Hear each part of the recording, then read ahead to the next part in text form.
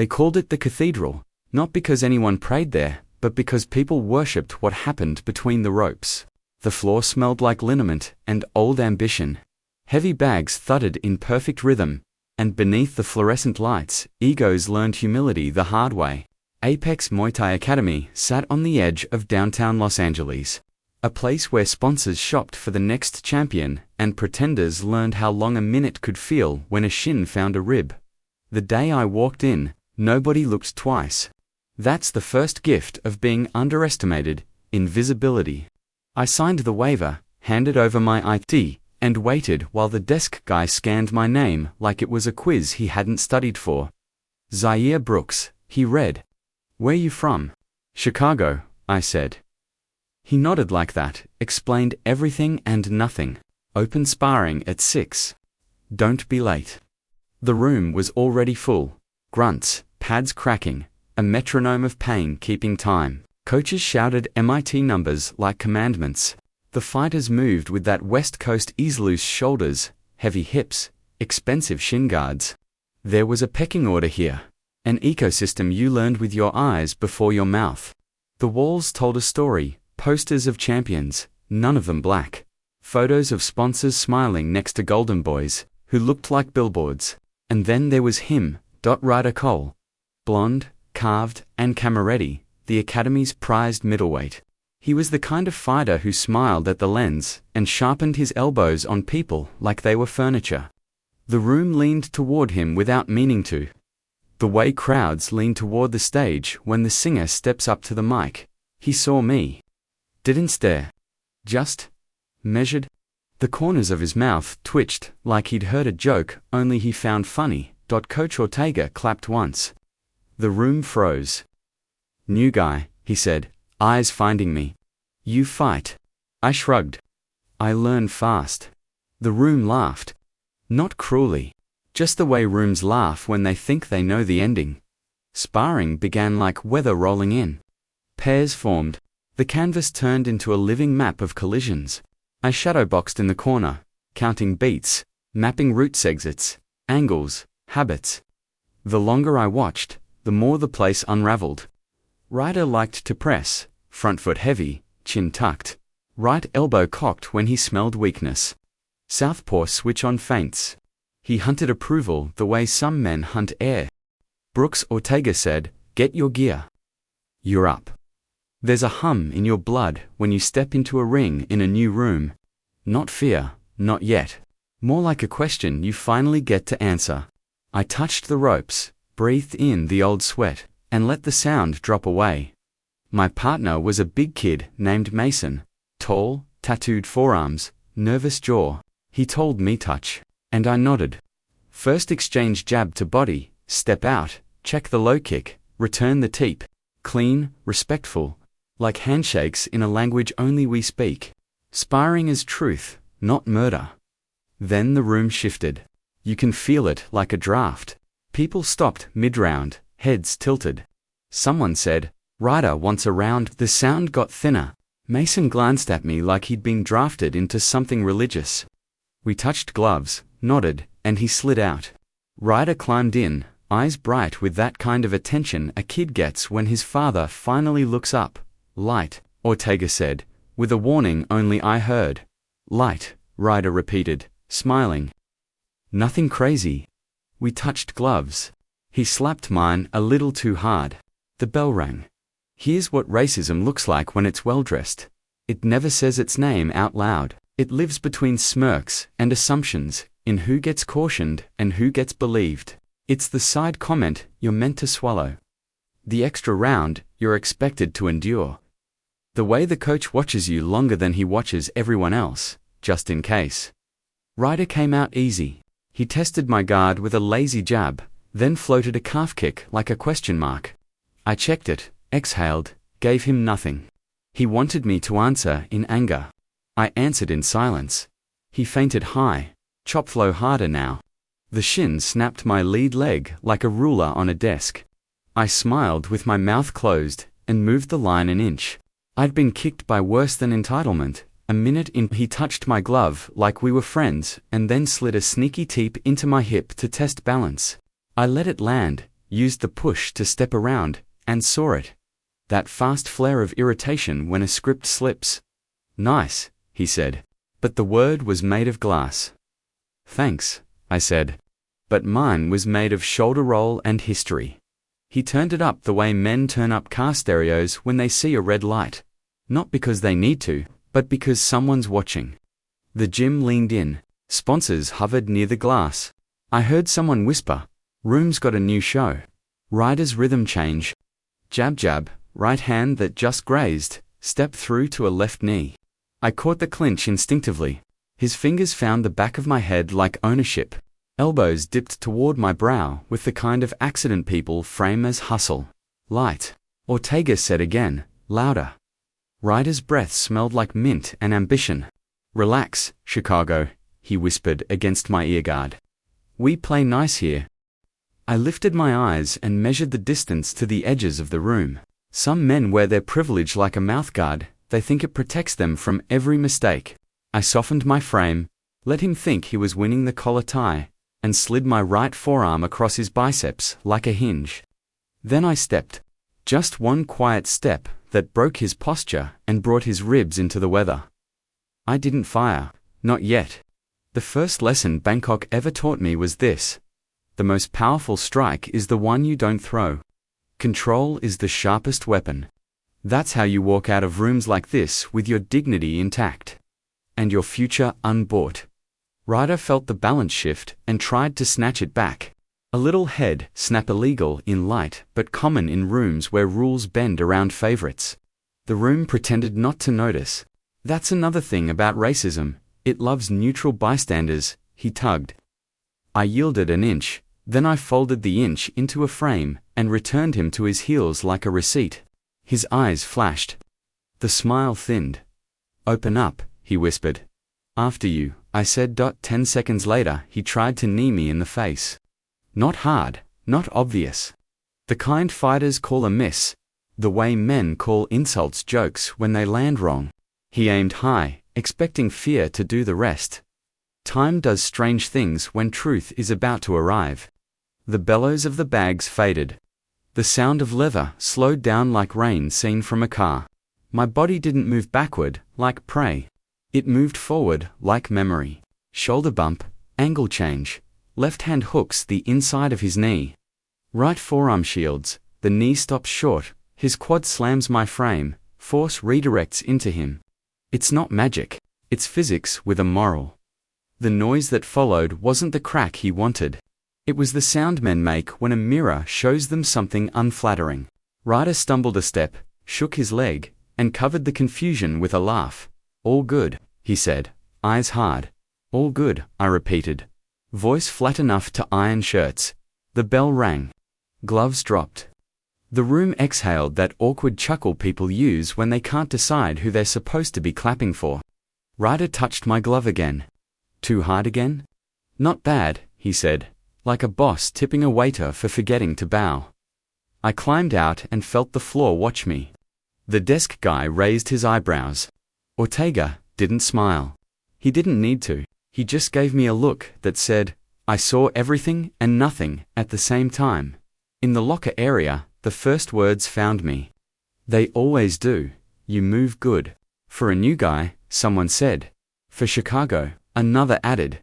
For a third voice started, then swallowed the last word like a pill that got stuck. He changed the subject. Ryder's cool. Just tests people. Sure, I said, tying my laces. Tests. Outside, dusk slid down the buildings like a curtain. I sat on the curb and let the city noise clean my head. On my phone, a new message blinked. Mum, you good? I typed always and paused before adding the truth. They don't see me yet. That's okay, the door opened behind me. Footsteps, I didn't turn. You came in quiet, a voice said, older, gravel with kindness. I looked up. Coach Ortega.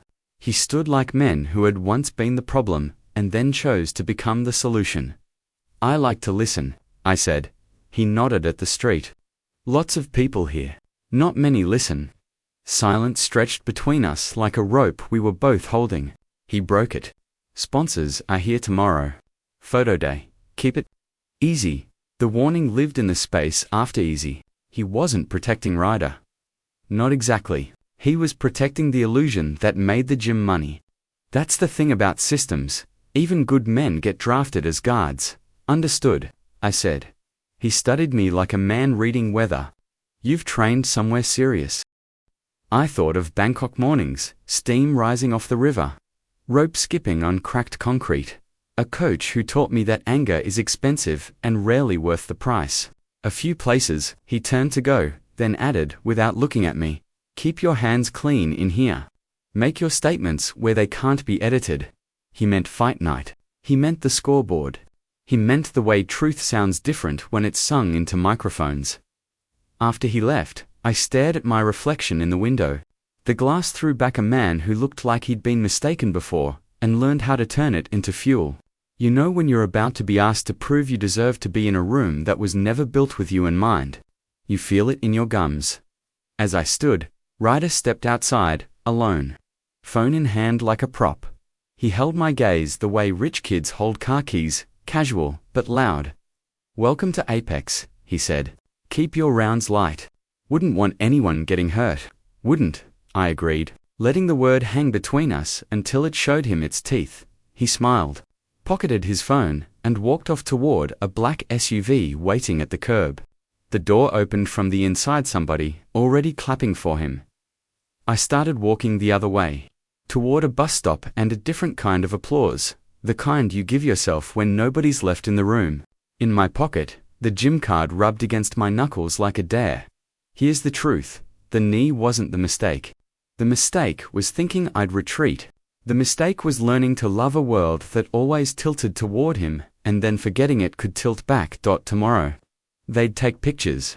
They'd airbrush sweat, straighten rap lines, hold lights where they made the right stories shine. Me, I'd hold the line, only I could see the one between power and permission. And when they asked for a show, I'd give them the gospel. Control first. Then justice. Then everything else.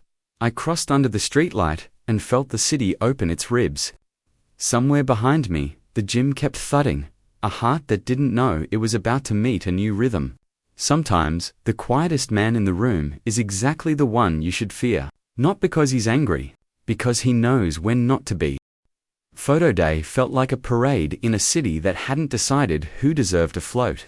The banners came out, the lights went up, and the truth got powdered with a clean brush. The sponsors arrived first, men in tight smiles. Women with clipboards who said authentic while looking for the safest story to invest in. At Apex, authenticity was curated like a display case. Polished gloves, framed belts. A wall of faces lit more evenly than the fighters who earned them. I got there early and laced my raps slow. Some mornings, prayer looks like repetition.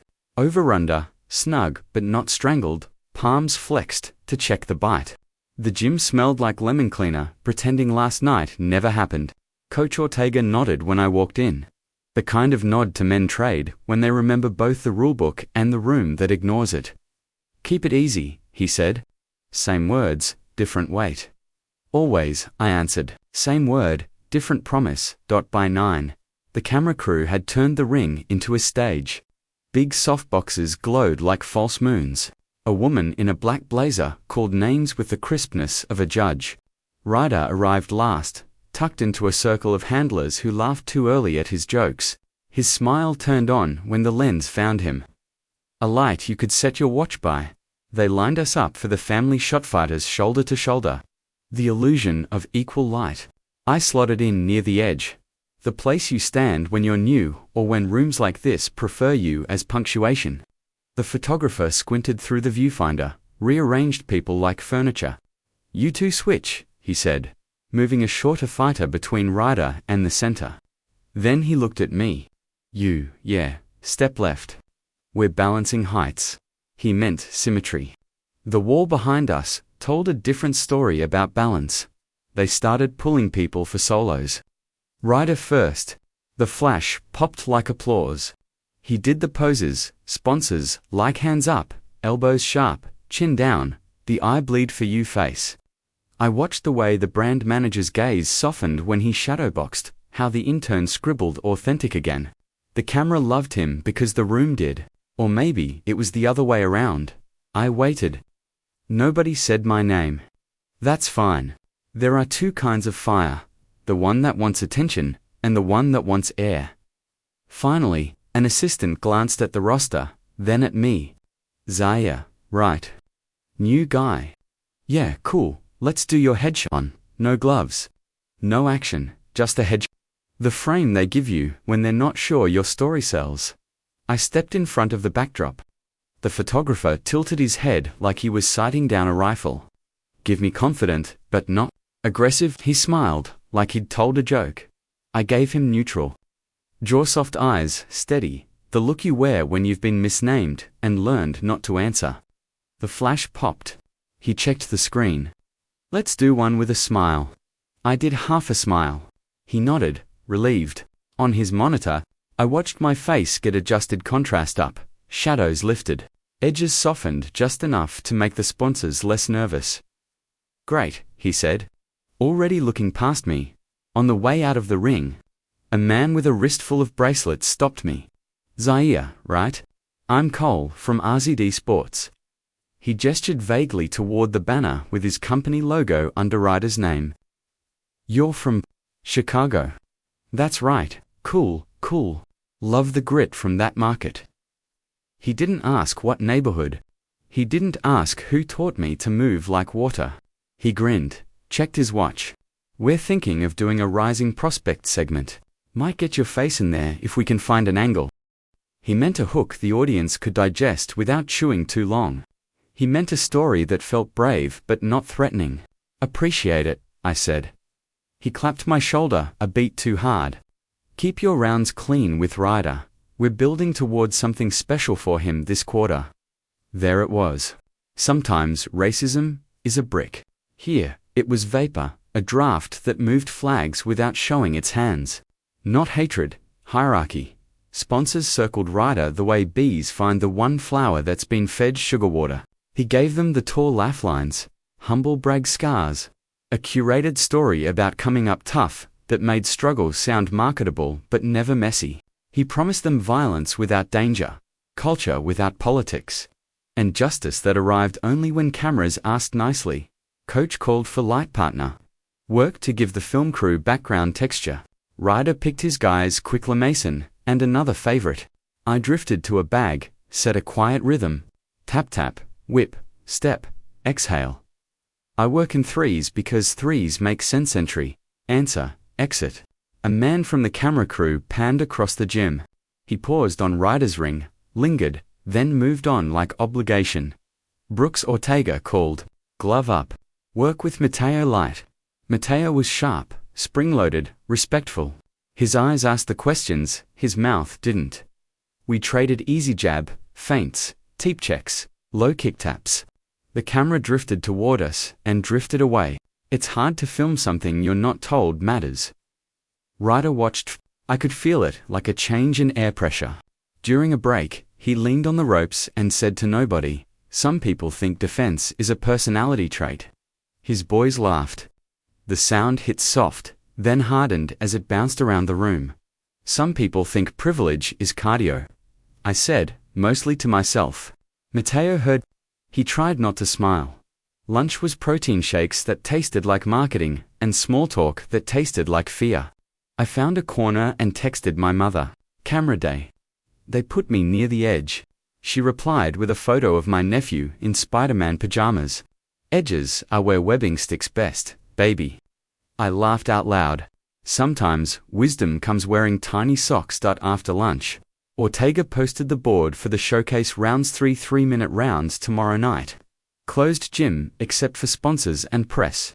Not a real fight, but real enough to make or break a narrative. He paired names like they were math problems. There it was, round 3. Ryder Cole versus Z Brooks. The room made that noise crowds make when they smell entertainment. Ryder didn't look surprised. He looked fed. He found me with that steady, sunny malice some men learn to weaponize. Guess we get to dance, he said. Guess we do, I said. I rode the bus home with the city vibrating against the windows. My reflection looked like a ghost that had paid utilities. The evening was warm enough to trick you into thinking tomorrow couldn't possibly be cold. My stop was next to a discount market that sold mangoes that tasted like lanterns. I bought 2 and thought about Bangkok, about mornings where the air was so wet you watched your exhale swim. At home, I unrolled a battered jump rope and cleared a space on the living room floor. The TV was off. My phone was face down. I jumped until my ankles hummed and my breath turned into a metronome. Then I shadowboxed slow. I imagined Ryder's front foot. I saw his switch to southpaw when he got frustrated. I traced the line of his right elbow as it hunted eyebrows. I rehearsed not the strike but the patience before it. In rooms like Apex, the hardest combo you'll ever throw is restraint plus memory. An hour in, my phone buzzed. A video from Mateo. The camera angle was low, shaky. It showed yesterday's near-neither, one that accidentally climbed too high. You couldn't see a lot, but you could see enough. My frame holds. Ryder's knee meets my guard. His face flashes irritation before the mask returns. Thought you might want this, the text said. Don't share, not yet. I typed thank you and stared at the paused frame. The truth doesn't always need volume. Sometimes it needs a time and a place. I iced my shins. I wrote a note on a scrap of paper and taped it to the wall. Control first. Then justice. I set an early alarm, the kind that asks your bones for signatures. Tomorrow wouldn't be about winning a round. It would be about beating a story stronger than fists. Morning brought fog like a sheet pulled to the chin of the city. I ran loops around the block, counting the cracks I'd memorized last week. At the gym, the mats smelled awake, and the bags were already whispering names. Ortega saw me and pointed to the little office with the glass door. He closed it behind us. Sponsors want to show, he said. They'll get footwork, I said. His mouth almost smiled. I need you to understand the stakes. If you escalate, they'll call you emotional. If you outclass him too, obviously, they'll call it luck. If you neutralize him without drama, they'll call it boring. You see, the choke. I see it. He leaned forward. So you do what they can't package. You make excellence undeniable. Make them feel safe watching you, and unsafe forgetting you. I nodded. That, a direct quote. He looked past me toward the ring, something old in his eyes. It's a survival manual. We taped hands in silence. He checked my knuckles like a man reading Braille. You hit hard, he said. When I have to, I answered. The day crawled. People cleaned things that didn't need cleaning. Ryder's team fussed over gear like it was a ceremony. The camera crew tested mics and made jokes that were almost brave. At 5, the sponsors arrived with small bottles of water and big intentions. The room felt staged and alive. There is a specific kind of electricity when injustice is about to be dead. Rounds 1 and 2 blurred by the fighters. Other stories. Claps at the right spots. Nods that meant we can sell this. I bounced at the edge of the ring, eyes on the floor, measuring, not the canvas, but the silence inside me. That's where the fight really happens. Round 3, Ortega announced. Ryder Cole and Zaire Brooks. The air shifted. Phones rose. A sponsor whispered, "This is the one." Ryder touched the top rope, vaulted in like a man stepping onto his own porch. I ducked under the middle rope, hands loose, breath even. We touched gloves. Not too hard, not today. The bell rang. Ryder started with volume jabs, like drumsticks, calf kicks he could sell as sharp. I checked quiet, stepped offline, touched the body with a teep he barely registered. He smiled at the crowd between exchanges like a magician who knows where the dove is hidden. Let him flow, Ortega called. I did. I let him paint. Then I found the frame inside his brushstrokes. His right hand overcommitted when the applause got warm. His feet crossed when he stalked for cameras, not angles. His knee climbed when he wanted to humiliate, not score. I watched the space above his pride and below his balance. That's where justice hides and waits. Halfway through the round, he tried to bully the clinch. We tied up. His fingers pressed the back of my head, not a hold, a message. The room held its breath. He flashed the same high knee that had introduced us yesterday. Just a whisper, high, just deniable enough. I stepped into the hinge again, and let physics preach. His quad met my frame. The impact sang up his hip. To the audience, it looked like choreography. To him, it felt like a door closing. He broke, not big, not visible to the untrained. His eyes flicked wide, then narrowed. The canvas took a half step from under him. He hit it quick, through a competent combination, then looked out at the sponsors to make sure they were still smiling. They were, but not all of them. I didn't chase. I didn't gloat. I painted the line tighter. Checked the next kick, and stole the beat after it. Touched him with a jab that said, "I'm here, not I own you." Ended the round by exiting clean chin, behind shoulder, feet under promise. The bell rang. The room clapped. Not the wildfire they gave Ryder. But not the polite golf tap either. Something else. Curiosity with teeth. Ryder came in for the glove touch. He held my gaze a heartbeat too long. "Cute," he said. "Honest," I said. We went back to our corners. Ortega didn't speak. He just lifted the bottle, tipped a mouthful toward me, and whispered, "One more." Same sermon. Round 2, he tried to fix the leak with speed. He layered feints like excuses. I didn't swat at them. I let them pass, then found the beat between intention and impact. A low kick landed.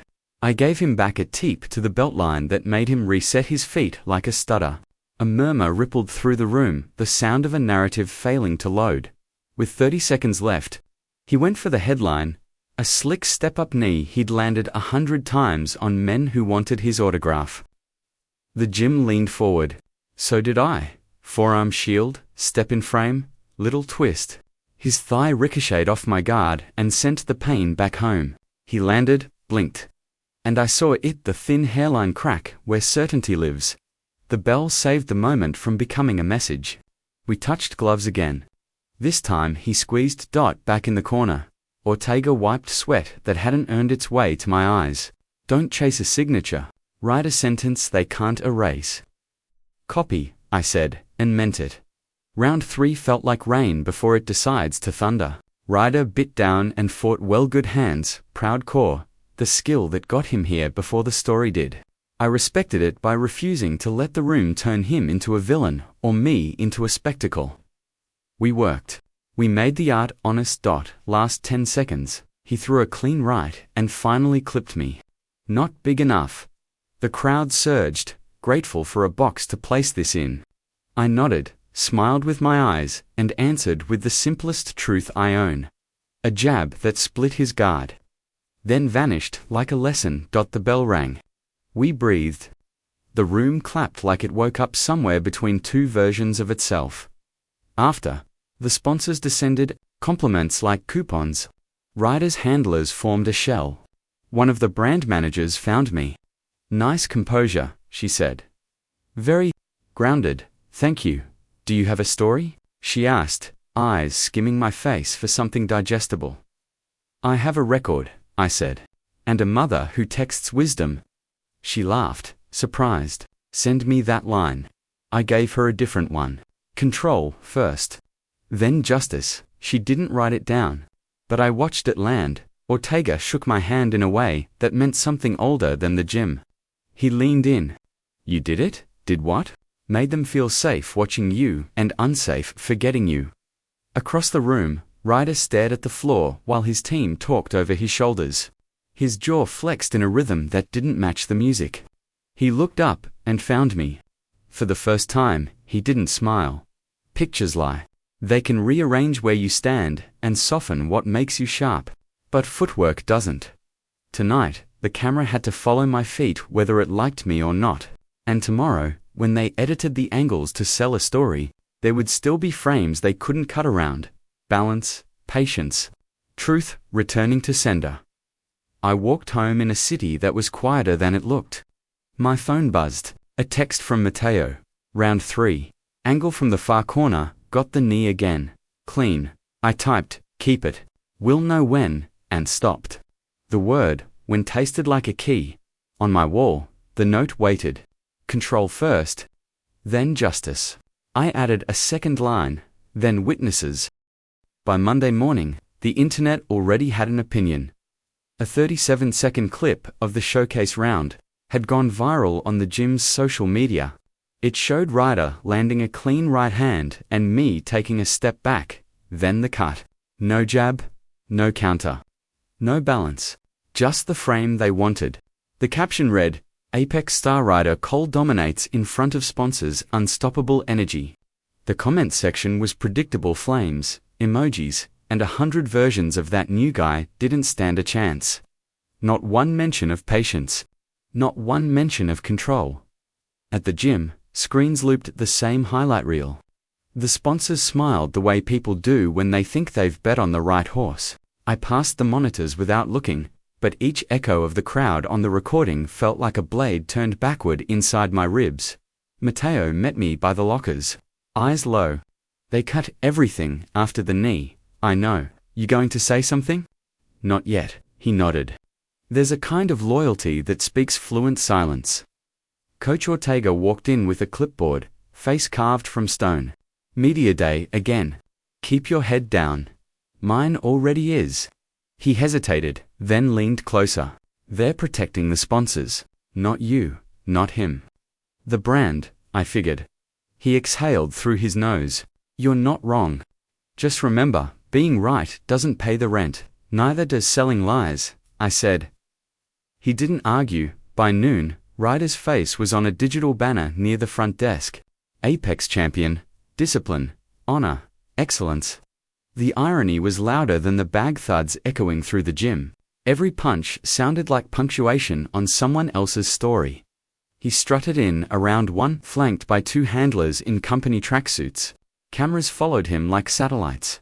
I stayed on the bag, working quiet. Rhythm, breath, balance. He approached, towel over his shoulder, smile already rehearsed. "Hey, Chicago," he said, just loud enough. "Saw the clip. You looked solid. For a sparring partner, appreciate it." Media can be cruel, huh? Always picking their heroes. "Guess they picked early," I said. He grinned, enjoying the dance. "Come on, man. We're just building hype. You get a little shine from my spotlight. Everybody wins." Everybody never means everybody. He clapped my shoulder, too firm, too familiar, and walked off, laughter following him like perfume. Matteo muttered, "That guy's allergic to humility. Let him choke on it," I said. But that night, when I opened my messages, there was a new one from an unknown number. "You should know what they're saying upstairs." Attached was a file. Video footage. Grainy, security cam angle. No sound. The showcase round again, this time uncut.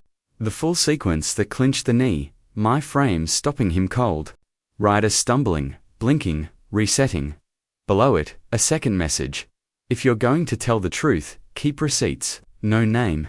No profile picture. Just a lifeline thrown from the shadows. I saved it twice. Tuesday morning, I walked in early. The gym was half lit, ghost quiet, except for the thump of my jump rope. Ortega's voice drifted from his office-soft tense. I caught fragments through the open door.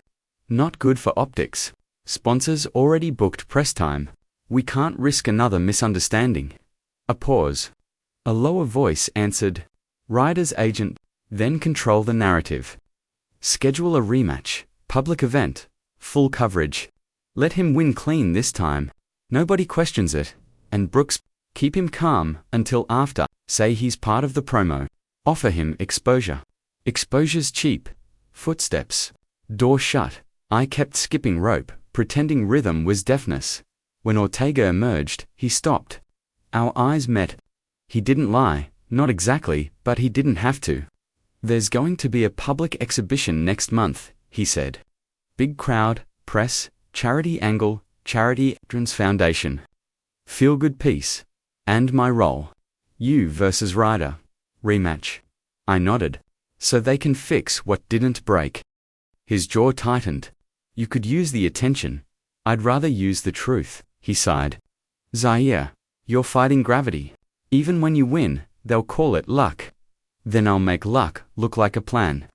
That night, Matteo and I trained after hours. He held pads.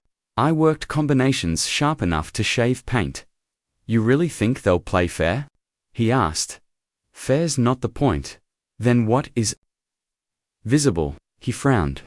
Visible? They can edit silence, not performance.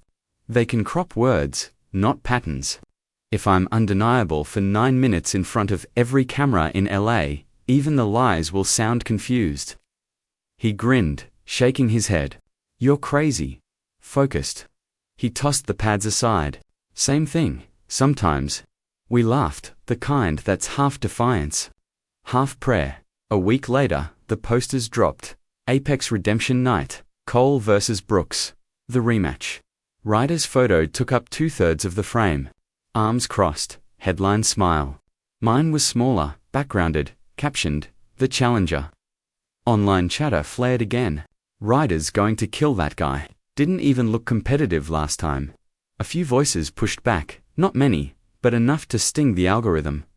I stayed quiet. Every click was fuel. At the gym, I caught Ortega watching me during drills. You're not sleeping much, he said. Dreaming loud, I corrected. He nodded. Keep it that way. The week before the fight, Corpora shot a promo video.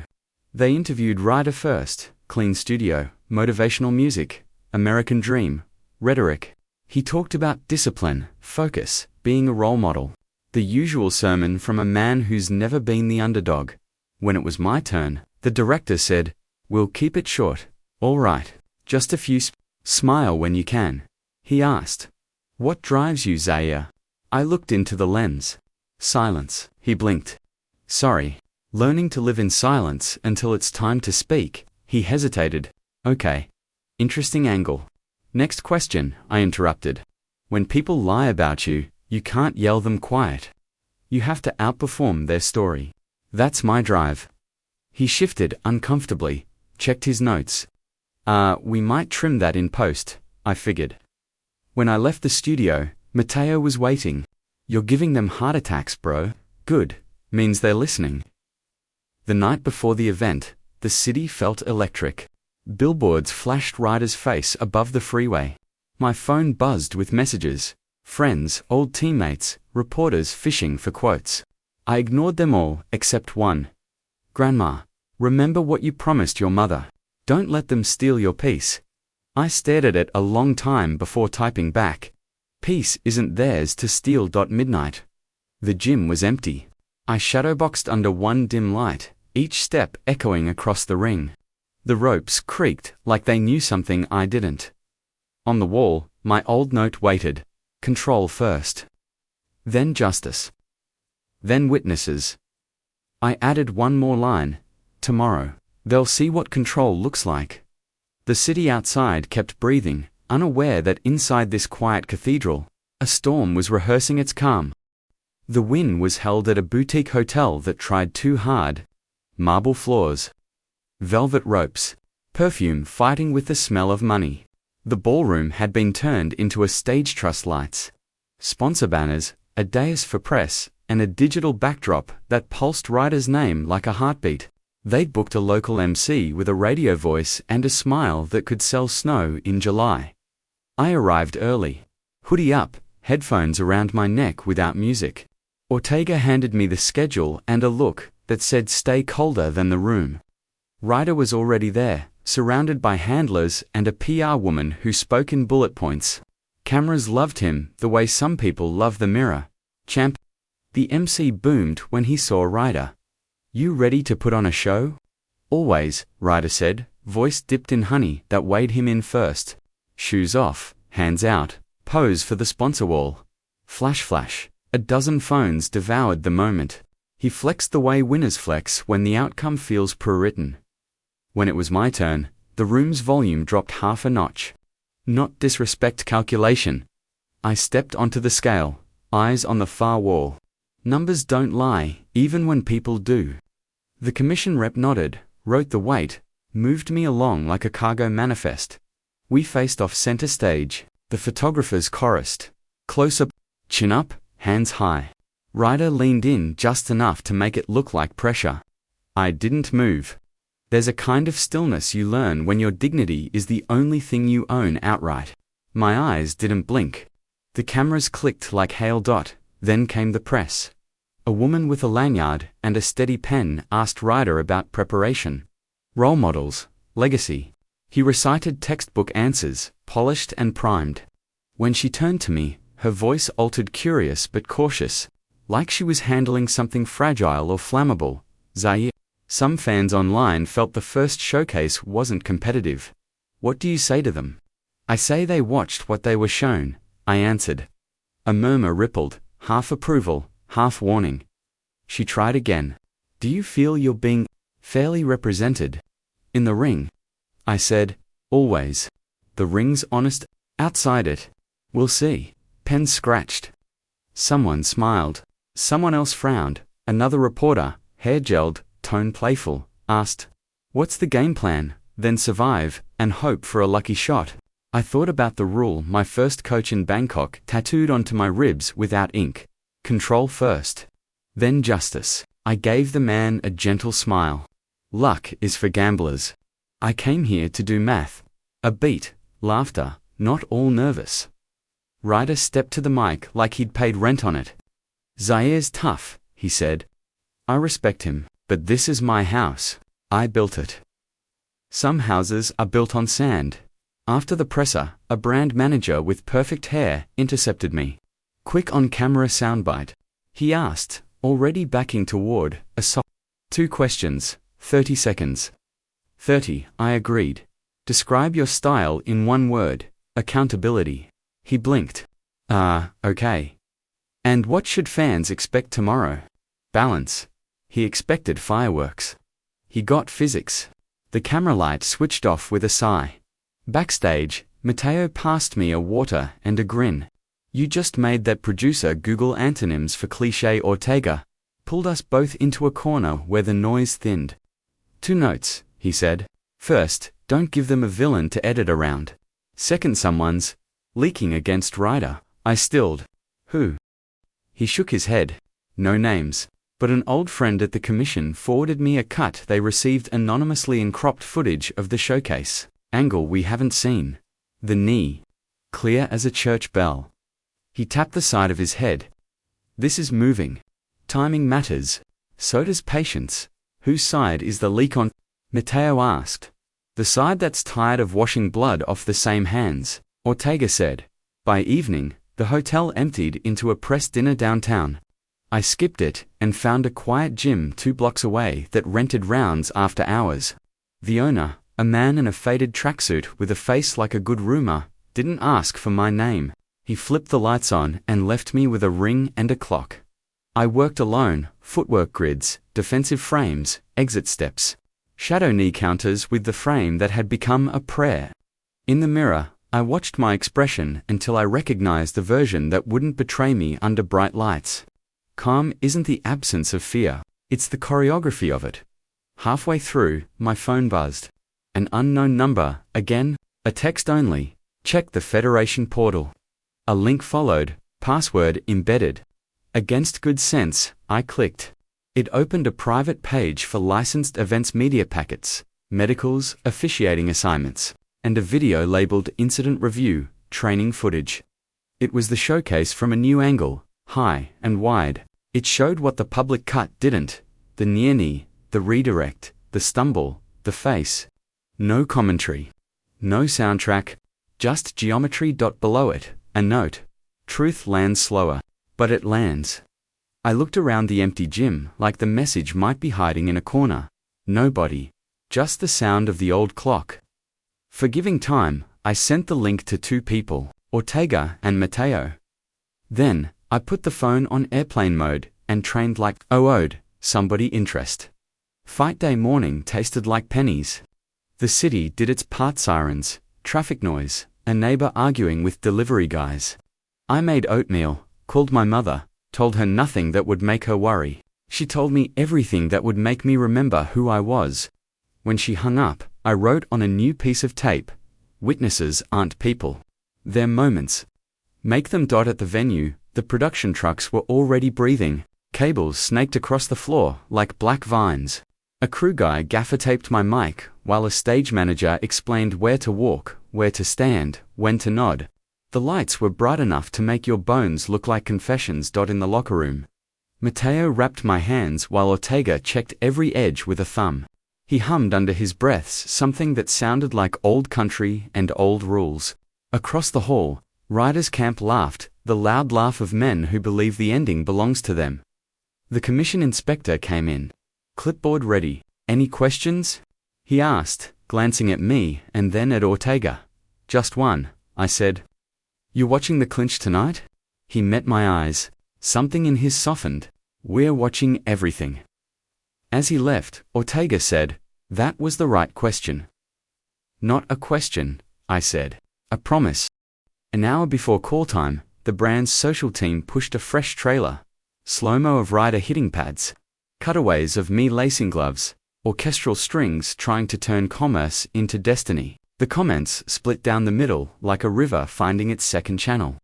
Some said redemption. Some said reckoning. Backstage, the PR woman handed me a short list. Post-fight talking points, she said brightly. Win or lose, keep it humble. Mention the charity. Emphasize respect. Respect is currency. Spend it on people who've earned it. I folded the paper and slid it into my pocket without looking. Control first. Then, justice. Then witnesses. The order mattered.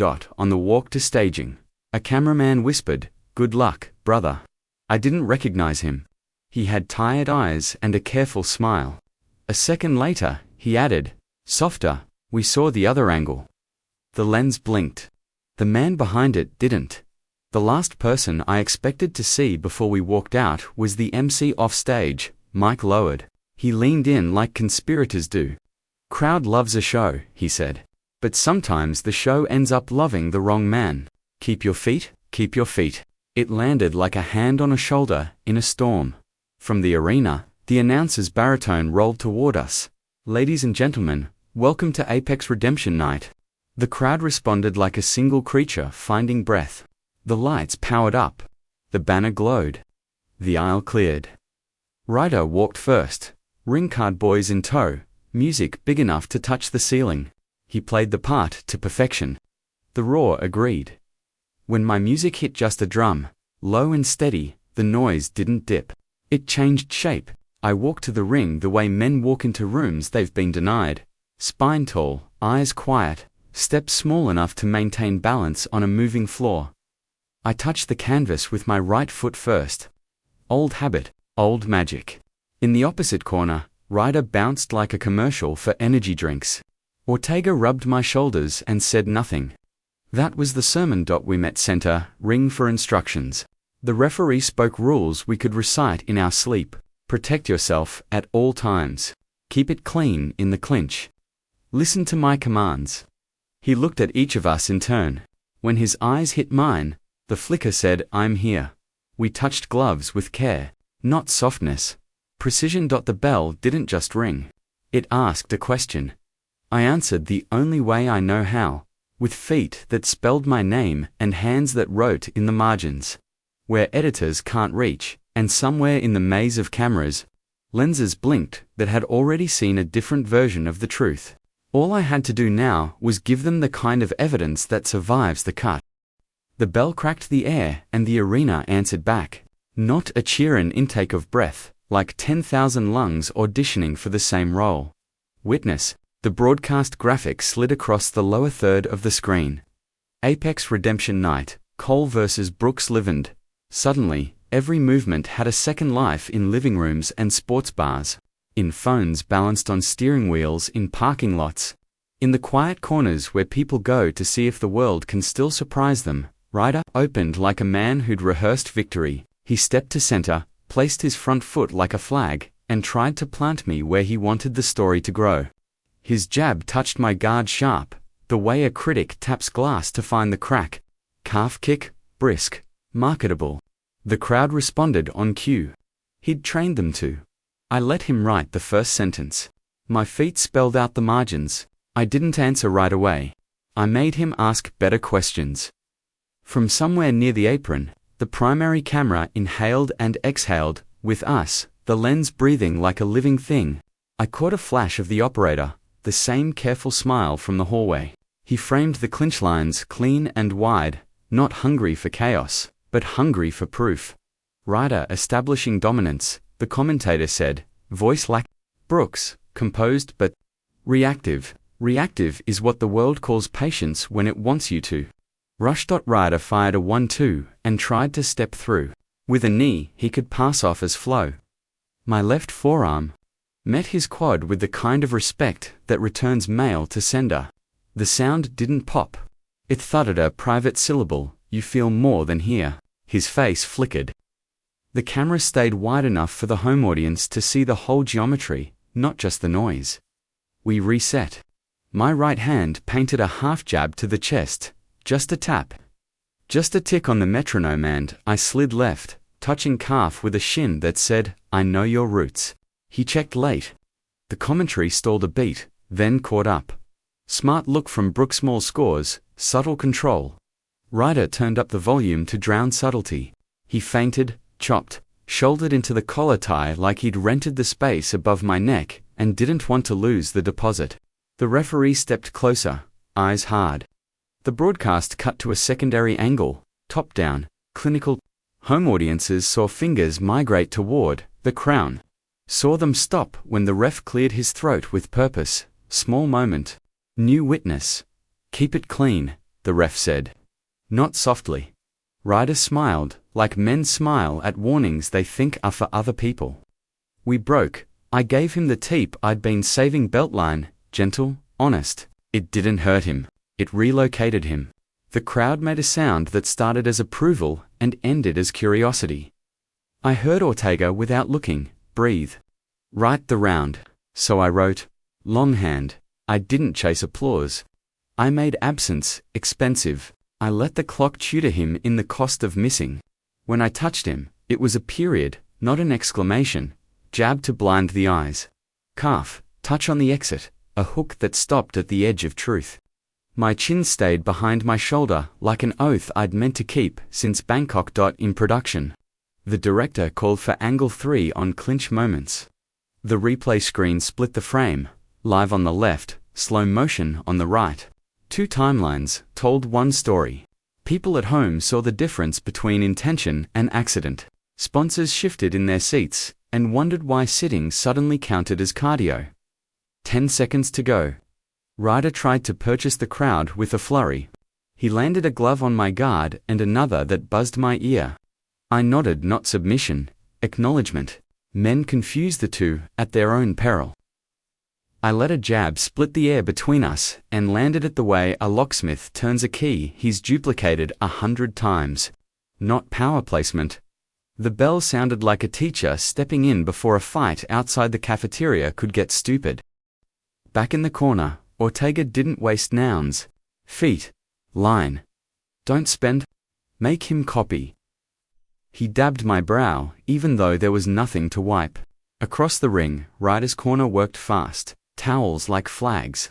Voices like therapy that had never met a truth it couldn't invoice. The camera found his face and lingered a beat too long. He blinked once, twice. The way men blink when their reflection edits itself live. Scoring that round. Close, the commentator hedged. Cole with pressure, Brooks with balance. Balance doesn't trend. Until it does. Round 2. The crowd had learnt my name by accident. You could hear it in the silence that followed the bell knot. A vacuum, a shape. Ryder added footwork like a flourish, attempted to turn patience into a corner. He doubled the jab, chopped the calf, and surprised me with a right elbow curl that skimmed the guard. It sang in my forearms. I filed the song away for later. We tied up. His hands tried the old map crown of the head, tugged the posture, sell the knee as narrative. The referee slid in early. Hands inside, Ryder, hands inside. The mic on the ref's collar caught it. Millions heard it. A lower thirtographic flashed. Referee warning. Clinch control. Some producer in a truck had chosen honesty over comfort. Another witness. We broke on the command, like men who'd actually read a rulebook. I touched his body with a left hook that carried the weight of an apology I didn't owe. then stepped out before his counter could admire itself. My left shin kissed his outside leg just enough to make his knee think about career choices. His face didn't show it. His balance told the truth. Brooks might be stealing moments here. The color analyst said, surprised he was enjoying it. Ryder did something I respected. He fought well. He hit a head kick in a jab that would have fooled a lesser faith. I slipped, not by inches but by millimeters, bent at the spine like a bow that never loses string. The broadcast froze it and drew a line with digital ink to show the clearance in centimeters. The home audience exhaled as a committee dot in the control room. A production assistant said, "Keep the wide. Don't sell a lie." The director nodded, eyes on the bank of monitors. Let the story write itself. On the apron, a photographer snapped a frame right as Ryder's knee twitched high and thought better of being born. You could call it feint. You could call it instinct. The ref called it with presence, down the middle, not the face. The mic carried that, too. People heard the boundary, and the boundary stayed. I fed the clock a diet of composure. When Ryder rushed, I vaccinated the moment with jab. When he tried to load the right hand with applause, I removed the audience from the equation by stepping into a neutral pocket and letting the punch overrun the space. Where I used to be, he landed a good low kick. I counted to 2, returned a shin across his thigh that told the truth about consequence, and then, I left before revenge could get ideas. The crowd's sound changed, register, not the scream they rent for chaos, something steadier.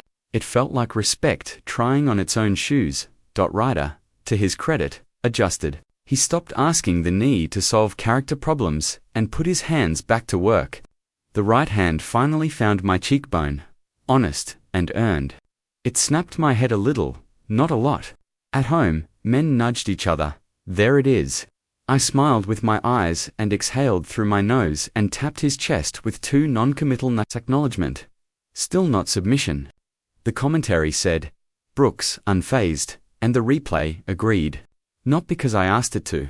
Because the frame held 30 seconds left, and the round presented me with a temptation, a window big enough to throw a hook through and sell a t-shirt. I didn't buy it. I paid something else instead, a precise 2-beat combination to the body. Left hook that touched, right hand that didn't fire, and a step-off that taught gravity to respect boundaries. The bell. Another exhale from the arena's 1,000 mouths. In some living room, somebody who'd never watched a full Muay Thai round before said, "Wait, this is beautiful. Beauty is violence that remembers its manners." In my corner. Ortega's thumb pressed the tape on my hand the way my mother presses scripture into my shoulder blades when I leave home. "One more like that," he said. Then we turned the light. What color? The color they can't edit. Across the ring, Ryder's corner hustled to fix a narrative with water and words. He glanced past their shoulders and found me. We shared a look that fighters exchange when the room's illusions are sweating. It wasn't hate. It was recognition to men agreeing that all the branding in the world can't hold your hands up for you. The camera chose honesty again and lingered on my breathing, steady, measured, unambitious. Somewhere, in a truck, a producer leaned back and let his shoulders drop. In a different part of town, a kid pressed his face closer to a cracked phone screen and took notes he'd keep for years. And up in the cheap seats, a woman set down her beer and said to no one in particular, "If they rob him, I'll know." The bell for round 3 hung in the rafters like weather, deciding whether to break. Ortega's last words were barely sound. Witnesses now. I stepped forward and the ring felt smaller. Not because the camera had zoomed, but because truth was closing the distance. Ryder bounced in place, shook his arms loose, and smiled for the people who'd come to write his name with noise. I had brought something quieter, the math I promised. The kind that makes a room change its mind without raising its voice. The bell lifted its hand. Round 3 began, like memory replaying itself louder. The bell's echo hadn't finished when Ryder lunged forward, chin tucked, gloves high, showman turning soldier. Every strike he threw carried something heavier than pride. Pressure filled the ring until breathing felt like negotiation. He wanted a headline. I wanted the truth to film itself. His jab flicked my vision, quick, precise. Cross followed. I moved, not away, but around, orbiting patience. The crowd cheered for volume. They didn't yet understand tempo. The commentators filled silence with filler, Cole controlling the centerbrooks looking for counters. Let them narrate. I wasn't fighting for them. Stay in the math. Ortega's voice floated through the noise. 3 beats ahead, so I counted. 1 for balance, 2 for timing, 3 for choice. Ryder feinted low, switched stance mid-step, and sold the feint with his eyes. It was slick to slick. I'd seen men in Bangkok sell that same story. The ending never changed. He slid into the clinch. Our forearms locked like arguments that had met before. The crowd saw struggle. The camera saw geometry. I felt his grip climb toward the crown of my head. Again, not accident. Statement. He jerked once hard enough to threaten, soft enough to deny. Then his right knee rose like a reflex that had been waiting months for applause. Every sound in the arena folded in on itself. The crowd. The commentary. The thump of feet swallowed by a single frame. This time, I didn't just stop it. I redirected it. My left forearm slid under the rising thigh. My right hand framed across his hip. Step in, half turn. Let his momentum finish the sentence he never learned to read. His body lifted, light as paperwork, and the knee collapsed sideways against his own stance. No violence, just physics keeping score. The collision whispered instead of shouted. Ryder's balance vanished. He stumbled, caught the rope, gloves scraping vinyl. The crowd gasped the universal language of disbelief. The referee jumped forward, palms up, ready to separate chaos that never arrived. I'd already stepped back, hands low, head bowed a monk in gloves. For the first time all night, the broadcast stayed wide, no cut, no slow-mo manipulation, just raw camera truth, on screen. Millions saw everything, the grip creeping too high, the illegal knee climbing, the quiet reversal that left no question of intent. A producer somewhere hesitated over the cut button and chose integrity instead. Wait, look at that angle. One commentator barked. That's a clear defensive redirection. Brooks saw it coming. The replay hit instantly. Picture zoomed, stabilized. The referee's mic caught every word. Hands high, Ryder, keep it clean. Then the impact. The stumble. The silence. Social feeds erupted before the next bell could think about ringing. Hashtags multiplied like witnesses finding courage.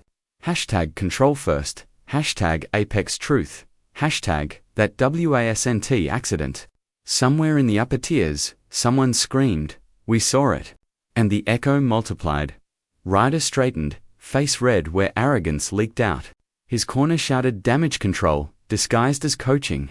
He nodded, jaw flexing, eyes on me not with hatred, but realization. For a heartbeat, he saw what I'd been saying without words. The ring doesn't lie. Even when the world does. Ortega's voice reached me through the static. That's it. Don't chase. Let the camera work. I breathed. 1, 2, 3. The air felt heavier now, thick, with something new consequence across from me. Ryder shook his arms, forced a grin toward the broadcast lens, but the sweat on his temple betrayed him. He mouthed something I couldn't hear it, but I knew the shape. They're filming. Yes. They were. The bell hadn't even sounded to resume when the director ordered the super slow-mo. Every monitor in the arena lit up with the truth like scripture. His knee rising. My frame intercepting. Physics handing out accountability in 60 frames per second. The crowd stood, not cheering, not booing, just standing. As if posture could testify. The referee's hand hovered between us, unsure whether to start or sanctify. I didn't move. Didn't blink. Didn't gloat. Sometimes redemption isn't noise. It's the moment the world runs out of excuses. Ryder lowered his eyes. And for the first time since I walked into Apex, he looked human, small, winded, mortal under all that marketing. Then, through the speakers, the commentator whispered what the world had already decided. Ladies and gentlemen, that was clean. And right there before the next second could breathe, before the network could sanitize it, the feed froze, cutting to commercial. the image of my calm face filling every screen. Truth. Caught live, too honest to edit. Cut to black. When the broadcast returned, it wasn't the same show anymore. The commercial break had bought the producers 30 seconds of panic, but not enough to rewrite what millions had just seen. The first frame back was my face, still centered, breathing like a man who'd spent his whole life learning how not to flinch. The commentators spoke softly now, as if volume might bruise the truth. For those just joining us, an unusual sequence here in round 3. We're awaiting the referee's clarification. The referee conferred with the commission rep near the ropes. Both men nodded once, slowly, a gesture that carried the weight of replay angles and public record. When he turned back, toward us, the crowd fell into that heavy silence you only hear before a verdict. Intentional foul. Knee to the head during clinch attempt. The referee said into the mic. The arena inhaled, then exhaled, like thunder. Riders' corner erupted first voices, protests, choreographed disbelief. But the sound didn't travel far. Screens above the ring replayed the moment again. Slower, brighter, undeniable. Every rope, every bead of sweat, every inch of truth. The same loop kept running because it no longer needed commentary. Ryder looked up at his own reflection. On the jumbotron frozen mid-knee, arrogance meeting gravity, and for the first time, he didn't smile. His handlers' words wilted in their mouths. Sponsors at ringside lowered phones they had raised for selfies. Ortega leaned into my ear. Don't celebrate. Just breathe. I'm trying, I said. He shook his head. No, you're doing the announcers. Mike cracked again. After official review, the strike is ruled illegal. Bout awarded to Zaire Brooks by disqualification at 2 minutes. 47 seconds of round 3. The bell chimed once more, not to start a round, but to close a chapter. Applause began in fragments, uncertain. Testing the air, then gathered itself into something tidal, not wild cheering, not noise for entertainment. A sound closer to recognition. People clapped the way. You clap when justice surprises you by actually showing up. Across the ring, Ryder's gloves hung low. His chest heaved with questions nobody could answer into a camera. His mother's voice from the front row called his name, but the broadcast mic didn't bother chasing it. The lens had found a new story to tell. When the referee raised my hand, the light was so white it erased color. For a heartbeat, it felt like standing inside, forgiveness. Not for what they'd done. For how long I'd stayed quiet waiting for proof. Mr. Brooks. The interviewer began, rushing in with a mic still trembling. How does it feel? I cut him off gently. It feels honest, I said. That's enough. Ortega smiled, the kind that starts in the eyes and never reaches the mouth. Mateo appeared out of nowhere, wrapped me in a hug that smelled like tape and sweat and relief. You did it, he whispered. No, I said. We did. The camera just stopped lying. On screen.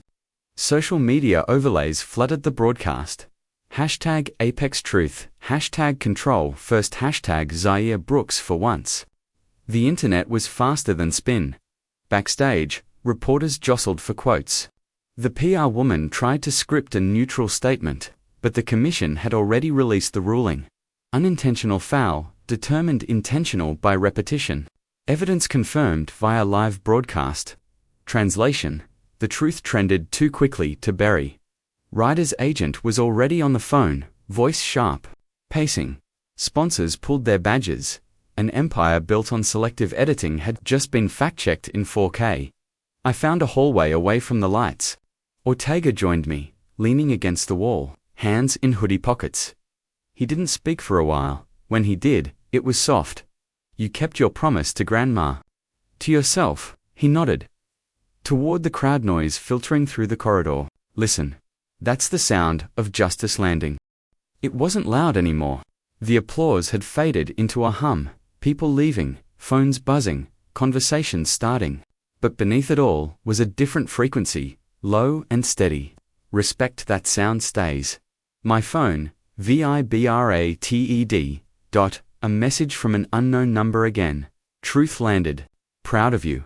Below it, A picture, a screenshot of the broadcast, frozen on the frame where my arm was raised, and the referee's mouth formed the word legal. No signature. Didn't need one. I walked back into the arena long after it. Empty. The ring was quiet except for the hum of cables cooling down.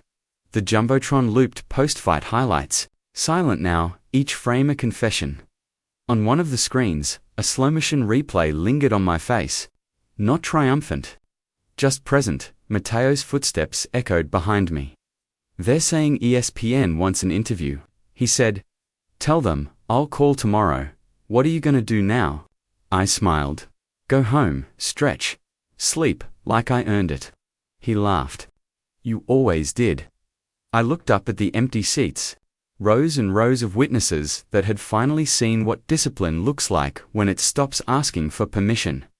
For 3 rounds, I hadn't thrown a knockout punch, didn't need to. Sometimes the cleanest strike is the one that forces the world to blink first before leaving. I pulled the old scrap of paper from my bag, the one that had traveled from Miami to Bangkok to Los Angeles. Soft and frayed from sweat, control first, then justice, then witnesses. I folded it once more and slipped it into the corner of the ring. Under the padding where the ropes cross. Let the next fighter find it. Outside, the city's night hummed like a long exhale. Streetlights blurred on wet pavement. Cars honked at nothing, and somewhere far above the skyline, a satellite carried the replay signal around the world. Truth had officially gone international. I pulled my hoodie over my head and walked toward the door. Behind me, the arena lights dimmed, one by one, until only the ring stayed lit, a small square of proof, surrounded by darkness. Sometimes, the loudest victory is the one that ends in silence. Sometimes, the world edits its stories to protect the powerful, but not every truth can be cropped. Zaire didn't win because he hit harder, he won because he refused to become what they expected. In a system built to silence him, he stayed calm enough to let the cameras catch honesty in real time. Remember, this power can be staged, but character is live. If you've ever had to fight twice, once for the win and once to prove the win was real, you already know his story. This is more than a fight, it's what happens when discipline meets daylight. Subscribe to Sealant Voices, because some victories are too quiet to stay unseen.